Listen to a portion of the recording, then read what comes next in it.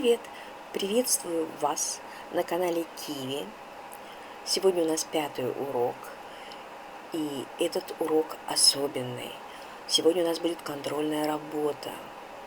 Посмотрим, чему вы научились за предыдущие уроки. Hamıya salam. Sizi Kivi kanalında salamlayıram. Bugün bizim 5-ci dərsimizdir və bugün xüsusi dərsdir. Bugün biz sizinlə yoxlama işini yazacağıq. Baxıb görək siz keçən dərslərdən nə götürmüsünüz, nə öyrənmisiniz, oxuyub yaza bilirsiniz ya yox. İndi isə siz vərəq götürün, qələm götürün əlinizə və başlayaq yazmağa. Nora. Nara sözüdür. Tələffüzü naradır. Nora yazılır. Okno. Sani. Luna. Rano. Nalim. Balıq növüdür. Maşina və 4 qadın adı. Anna, Inna, Nina, Nona.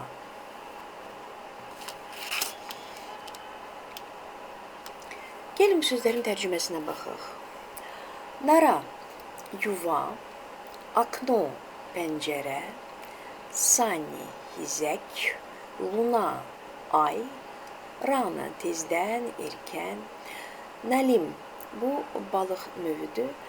Maşinada sözü heç tərcümə eləməyə ehtiyac yoxdur. İndi gəlin baxaq, siz bu sözləri necə yazmısınız? Düzmü yazmısınız? Fikir verin. Söz belə yazılır. Tələffüzdə nara yazılır nora. Nə səbəbdən belə yazılır nora? Yəni bu qayda belədir. Nə səbəbdən biz buna a deyirik. Biz bunu sizinlə keçmişik və siz bilirsiniz ki, o səsi vurğusuz a kimi səslənir. Ona görə biz nara deyib nora yazırıq. Keçək bu sözə. Akno, yenə də burada o, a kimi tələffüz olunur.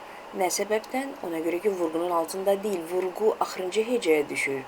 Bu səbəbdən biz bu sözü məhz belə tələffüz edirik. Akno. Sani. Burada necə eşidirik, elə də yazırıq. Luna. Necə eşidirik, elə də yazırıq.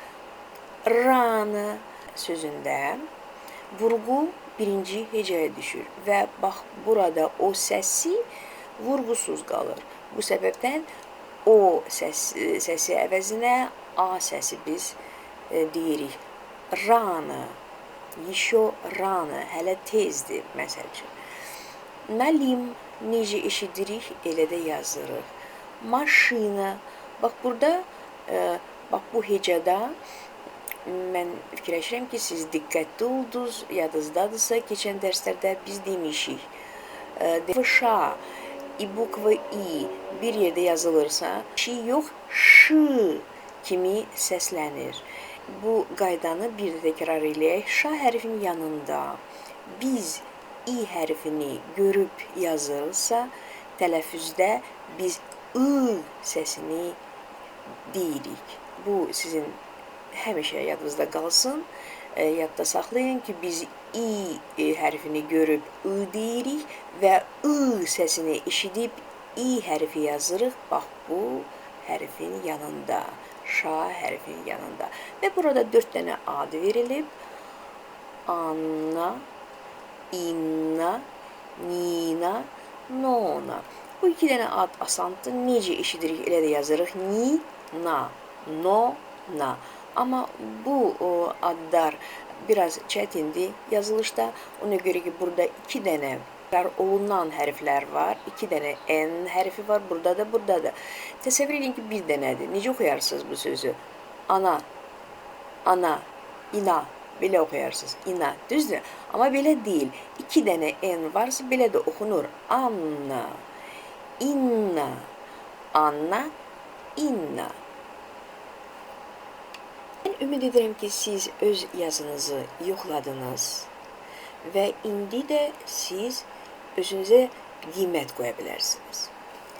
Kim 11 ya da ki 10 dənə sözü düz yazıb, onlara 5 qiyməti düşür və bu virtual qızıl gül, 101 dənə gül sizindir.